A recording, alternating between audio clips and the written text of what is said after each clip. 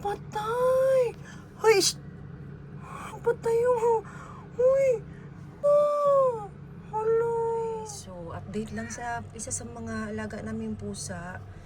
Nagle-labor na siya, guys. Hindi siya mapakali. Ngiyaw siya ng ngiyaw. Tapos, pumupunta siya dun sa sulok, kung saan-saan. Hindi talaga siya mapakali. Tapos, maya-maya, dila siya ng dila. Ano ba yun? Nagsi-self-cleaning siya, guys. Ayan.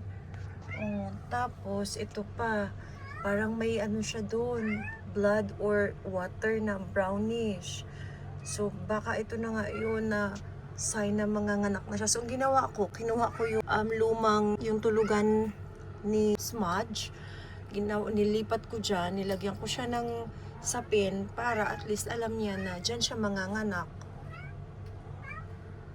Nalaman ko na manganganak na siya kasi, ayan bigla na lang siyang may ganyan. Na-research ko na kasi yan, yung pusa na bago manganak, ganyan pala na parang may something na dilaw and dila siya ng dila sa ano niya and maingay din. So ayun, maingay na naman siya. So it means nagle-labor na yung pusa.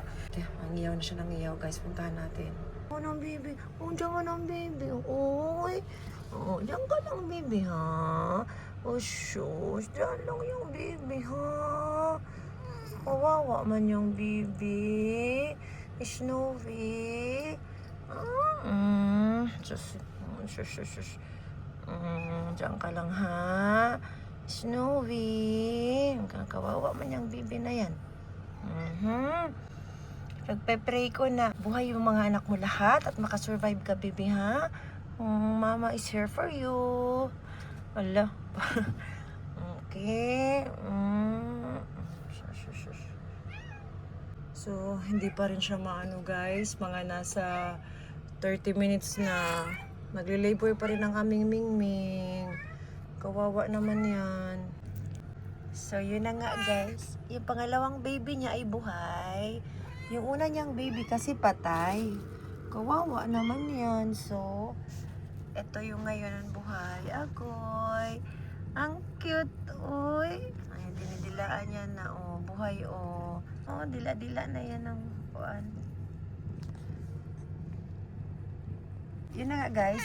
Lumabas na yung pangalawang baby, a kitten. Andoon, dalawa na sila.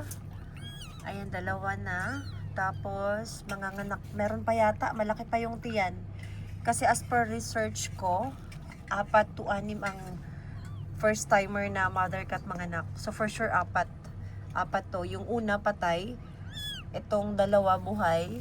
Ayan, dalawa yung kittens. So, feeling ko meron pa, matigas pa rin yung tiyan niya, eh. Ayan.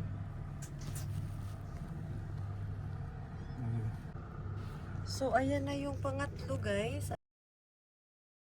Ay, pang-apat ay nakita nyo yung agoy. Ayan, bagong labas, inano na niya. Buhay ba? Ayun, sinisip-sip na yan na. Pangatlo. Ay, pang-apat. Yung una kasi patay. Ay, Mingay. Snowy. Ayan, dinidilaan niya na, guys. Yun yung pang-apat. Kasi yung una patay, eh. So, hello guys. Yun na nga, guys. Nakaraos na ang ating mother cat. First time niya na manganak. So, yung una niyang anak ay patay.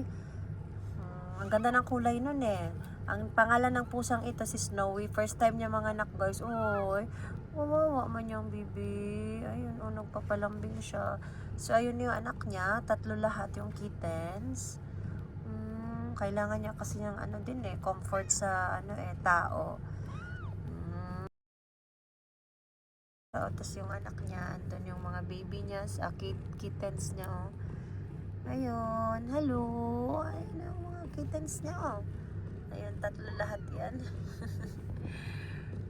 So, yun lang, guys. Abangan ang aking update sa inahing pusa, mother cat.